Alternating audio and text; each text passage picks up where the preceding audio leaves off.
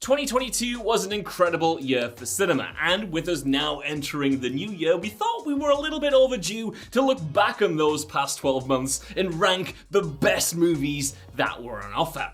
So with that in mind, I'm Josh from WhatCulture.com, and these are the 20 best movies of 2022. But just a little bit of a disclaimer before we start. Bear in mind that we are in the UK, so some releases like The Fabelmans, which is by all accounts one of the best movies of 2022, actually doesn't come out here until the end of January, so at the time of recording, we haven't seen it. And of course, we can't see everything, but with that in mind, let's crack on with the list. Number 20, Avatar: The Way of the Water. It's kind of funny in hindsight just how foolish it was to bet against this movie. At the time of recording, Avatar: The Way of the Water has earned $1.4 billion worldwide and shows no signs of slowing down anytime soon. In terms of the financials, it's proved to be a hit, and it's proved to be a hit with audiences and critics as well, with many people going into this movie with absolutely zero expectations and coming out kind of blown away. And that's because Avatar: The Way of the Water is a truly mesmerizing technological achievement, a real resonant experience, even if the storytelling itself isn't necessarily A+ material. It may be lengthy to a fault, it might wear its emotions on its sleeve, and its story might not be subtle in the slightest, but it is a bona fide spectacle and, like I said, a genuine experience. Even at 3 hours, it feels like it earns its runtime. And if you asked anybody if that would be the outcome 12 months ago, they'd have laughed in your face and said, "Who wants Avatar 2? Number 19, Jackass Forever. Listen, James Cameron might have made a movie so expensive that it needs to make $2 billion at the box office to break even. He might have spent 13 years honing his craft before deciding to commit to a sequel. He might have advanced technology in the realm of filmmaking in a way that no other director could ever dream of. Why bother going to all of that effort when you could just grab a bunch of middle-aged men, kick them in the nuts for 2 hours, blow them out of rockets, and of course have them get hit by bulls and just have way more fun? Now, that's not to say that Jackass Forever is low effort, of course. It absolutely is. From the very first insane set piece to the last gag, it is brimming with creativity, which is crazy considering just how long in the tooth this franchise is. When it comes to this movie, the experience is kind of like just hanging out with old mates. And let me tell you, at the start of the year, coming out another wave of the pandemic and finally being able to go back to cinemas, watching this in a cinema was a true delight and something I will never forget anytime soon. Number 18, RRR.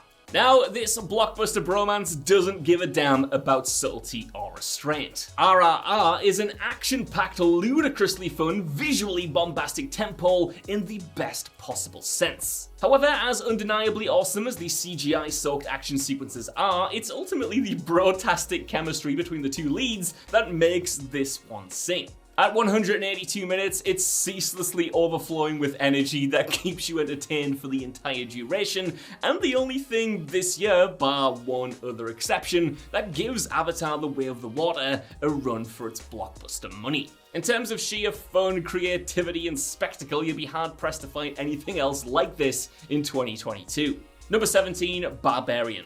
Barbarian is perhaps the single most buzzed about horror film of last year. It's a deliciously unexpected genre offering that is definitely best experienced knowing as little about it as possible. So if you haven't seen it, it's on Disney Plus right now, and check it out. For sure, you won't be disappointed. Even if you hate it, you'll have a good time watching it, and you'll know what I mean if you've seen it. Number 16, Decision to Leave. While it's not as strikingly unpredictable as, say, the director's own Oldboy, Decision to Leave takes a relatively basic premise on the surface and then completely contorts it into beguiling directions for the preceding 120 minutes or so. In it, a detective begins to fall for the wife of a man whose murder that he's investigating, but the actual movie is far from what it sounds like I mentioned. Director Park Chan-wook clearly relishes tying the audience up in knots while proving himself far more interested in the sensuality of the movie's romance than more typical genre tropes. And what you're left with is one of the most unforgettable climaxes of the year that makes these strange left turns at times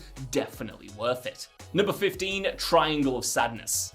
Now, not a single solitary soul on this planet would dare call Triangle of Sadness subtle, but the movie does get a whole lot from its class warfare premise. Despite a beefy 147-minute runtime, captivating imagery combined with a plot that continually switches things up sustains this comedy thriller effortlessly. Tackling the subject matter through blackly comedic means, complete with more free-flowing bodily fluids than anyone ever needs to see, by the way, Triangle of Sadness is an absolute WTF riot of a movie. The ensemble cast crackles, the script is electric, and what you're left with is an absolutely riveting satire that takes no prisoners.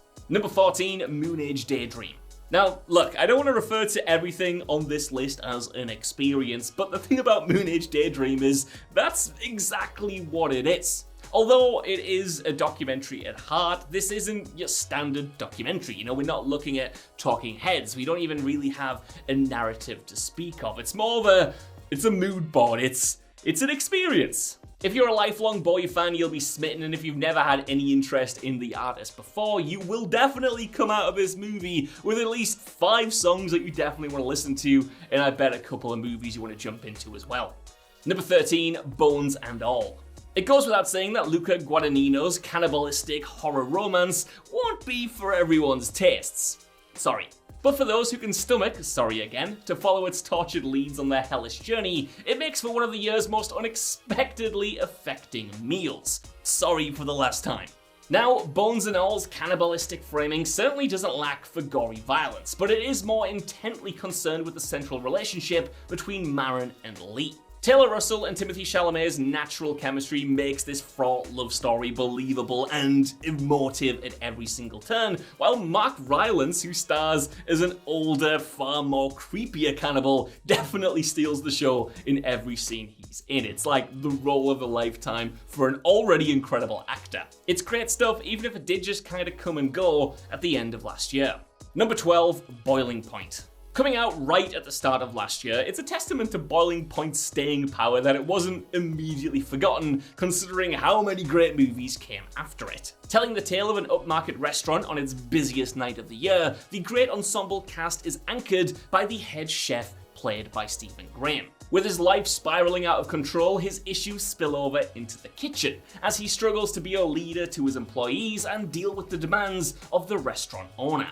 Shot in a one-take style in real time, the shift naturally escalates thanks to dickhead customers, a totally unaware boss, and Graham's own outbursts. Not a second is wasted, and you'll struggle to find a tighter drama all year. Number 11, Speak No Evil. Right, all you need to know about Speak No Evil is that it absolutely rules. Like, don't look at anything about it, don't read up on the twists and turns that it takes, don't even look up the genre of the movie. Just go watch it and have a pretty miserable time, admittedly, but enjoy yourself while you're there. Essentially, this is a story about a couple who bumps into another couple while on vacation abroad. Despite only knowing each other for a few days and having an alright time, one pair offers the other the chance to come to their own house and spend some time with them. The offer is then accepted, but trust me, what a mistake that turns out to be. Without spoiling too much, this is a film about what we all would do in a weird situation to not make that situation appear uncomfortable or make ourselves appear to be rude and hostile by removing ourselves from it. Number 10, Emergency. Another January release, Emergency follows 2 male college students who return to their house to find a drunken underage woman knocked out in their house. One of the men wants to call the emergency services to get the woman treated and get her home, while the other points out that the cops arriving to the scene would put the 2 men, both black men, in imminent danger. Now, surprisingly, Emergency isn't a horror or a thriller, but actually a dark comedy, and it mines just as many laughs as it does genuine dramatic shocks out of its story. And also, these 2 central performances are like 2 of the best performances of the year, like Oscar-worthy performances, and they definitely won't be recognized, and that's such a shame. They're so good, I can't wait to see what else they do in the future. Number 9, Glass Onion and Knives Out Mystery. Rian Johnson impressively follows up his incredible murder mystery Knives Out with yet another caper that matches and maybe even outdoes its predecessor. Now, Glass Onion gathers one of the year's finest ensemble casts for a dizzyingly funny and genuinely involving mystery, with Daniel Craig's superb Benoit Blanc back to shuttle the chess pieces around with southern fried charm once more. Making the most of its gorgeous Greek shooting locations, this movie manages to stay true to the DNA of the original while being a completely different beast stylistically. It's a worthy follow-up, and honestly I could take like 10 more of these, I love them. Number 8, The Northman. Robert Eggers is confidently 3 for 3 with The Northman, a toweringly ambitious Viking revenge epic. Alexander Skarsgård was basically born to play the role of Viking warrior Prince Amleth, while Anya Taylor-Joy, Ethan Hawke, Willem Dafoe and Nicole Kidman lend terrific support to round out the cast. It's great, but sadly audiences didn't turn out to support this one, and unfortunately The Northman bombed at the box office, resulting in Eggers probably never getting this type of budget in the immediate future. Still, we can appreciate this as a one-off miracle, and I do think that time will be incredibly kind to this movie and it will be looked upon even more fondly in years to come. Number 7, All Quiet on the Western Front. Shot with mesmerizing skill, All Quiet on the Western Front is less a war movie than it is a straight-up horror flick, given the abundance of gut-wrenching sights and unnerving suspense sequences sewn throughout its entire runtime. It's also uncommonly nuanced from a screenplay perspective, digging deep into the muck and really interrogating the effect that war has on, well, everyone, right down to the minute details. Suffused with the righteous underlayer of anger at the feckless bureaucrats who make war possible, this is seriously powerful and persuasive filmmaking at the very highest level, and one of the best anti-war movies in recent memory. Number 6, The Batman. Matt Reeves' The Batman did the smartest thing possible. It didn't try to imitate Christopher Nolan's Dark Knight saga, but rather offer up its own distinct, richly crafted interpretation of both the Caped Crusader and Gotham City. Robert Pattinson unsurprisingly proved the haters wrong with a weirdo Bruce Wayne unlike any we've ever seen before, while the splendid supporting cast does firm justice to roles like Catwoman, the Penguin, the Riddler, Jim Gordon, Alfred, and even Carmine Falcone. Yes, the third act probably could have done with a little bit more time in the oven, but this is a movie that just gets better the more you think about it, and the more I've gotten away from it from its March release, I just outright love it. I can't wait to see what Matt Reeves does next. Number 5, Guillermo del Toro's Pinocchio. Mere months after Robert Zemeckis' soulless live-action Pinocchio came out to a critical kicking, Guillermo del Toro's stop-motion version came out to rave reviews, with a lot of critics even calling it the best movie of the year. And while that definitely is high praise, the best thing about this movie is that it pretty much lived up to those expectations. Ingeniously shifting the setting to fascist Italy between the world wars, Del Toro and co-director Mark Gustafsson have found a totally unique through line with which to tell a deeply affecting tale about love, loss, and family. And while yes, some of the content might be a little bit too much for kids, I know if I saw this when I was young, there's like 3 sequences that might have scarred me for life in the same way that Bilbo Baggins' face did in the Fellowship of the Ring, but for the most part, it does toe the line of its tone pretty well. Can you tell I sort of lost what I was trying to say there and sort of brought it back around? What I'm trying to say is it's mostly spot on and balances horror, balances fantasy, balances joy pretty perfectly. Number 4, The Banshees of Inisherin. With The Banshees of Inisherin, director Martin McDonagh reunites with his In Bruges stars Colin Farrell and Brendan Gleeson for a darkly hilarious tale about a crumbling friendship in 1920s Ireland. If not as inherently bleak as 3 billboards outside Ebbing, Missouri, seeing poor Patrick desperately trying to mend his inexplicably demolished friendship with Colm is genuinely heartbreaking and at times, like, piss funny. The performances, in conjunction with the gorgeous setting and vital context of the Irish Civil War, mines profundity from a seemingly ridiculous squabble between 2 men. They'll make you absolutely crave a Guinness as well, like all Christmas. I was just thinking about it. Watched this movie, went home, and was like dreaming of the stuff. Number 3, Top Gun Maverick. Who would have ever thought that Top Gun Maverick wouldn't just be an incredible blockbuster, but also one of the best films of the entire year? It's a follow-up and legacy sequel that definitely is affectionate for what came before, but Top Gun Maverick is its own beast. It's a confident step in a brand new direction for the franchise and completely leaves the previous movie in the dust. In fact, this is surely the best example of a legacy sequel done right in recent years, as Maverick puts paid to Tom Cruise's Maverick by giving the character a much needed fleshing out, while introducing us to a charming, likeable cast of new pilots. But as unexpectedly well written as the script may be, we are all absolutely 100% here for the breathtaking action and practical stunts. It's one of those movies that just has it all, and truthfully I don't know a single person who came out disappointed, and that's gotta say something, right? Number 2, Everything Everywhere All at Once. Everything Everywhere All at Once could have so easily become a disposable multiverse movie. But trust the Daniels, the duo behind farting corpse drama Swiss Army Man, to elevate it to a whole other level. Technically, the pair wring a mind-boggling amount of production value out of their $25 million budget, ensuring that the film looks orders of magnitude more expensive. But at its core, the film is absolutely powered by its never better cast, who managed to imbue the insanity and silliness of the plot with real warmth and humanity and pathos at every turn. Not only are you going to see some insane spectacle, but you're going to be brought to tears towards the end as well. This is ultimately a tale of family and belonging as much as it is weird sausage fingers and whatnot. It's a creative, hilarious, and gut-punching movie, and it kind of genuinely feels like a miracle that this was made at all. Number 1, AFTERSUN.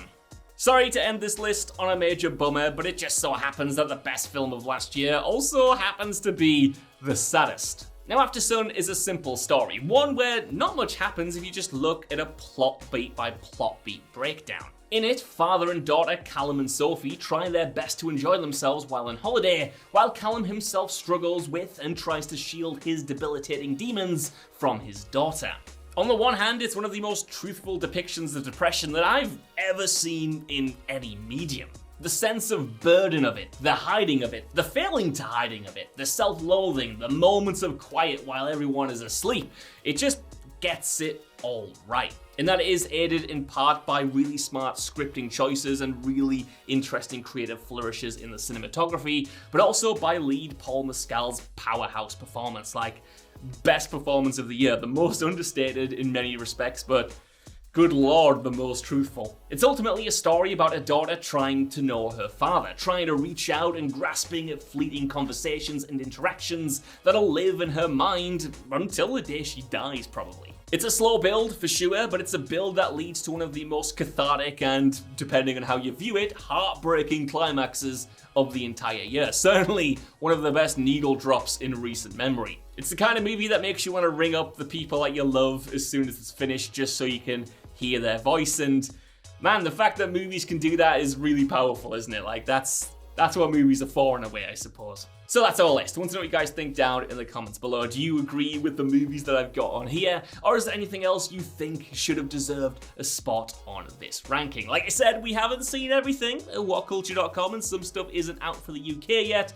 But still, let me know. And while you're down there, if you could, please give us a like, share, subscribe, and head over to whatculture.com for more lists and news like this every single day. Even if you don't know, I've been Josh. Thank you so much for watching, and I'll see you next year. No? And I'll see you soon, but I'll see you for this list next year. God, I'm sorry. Bye-bye.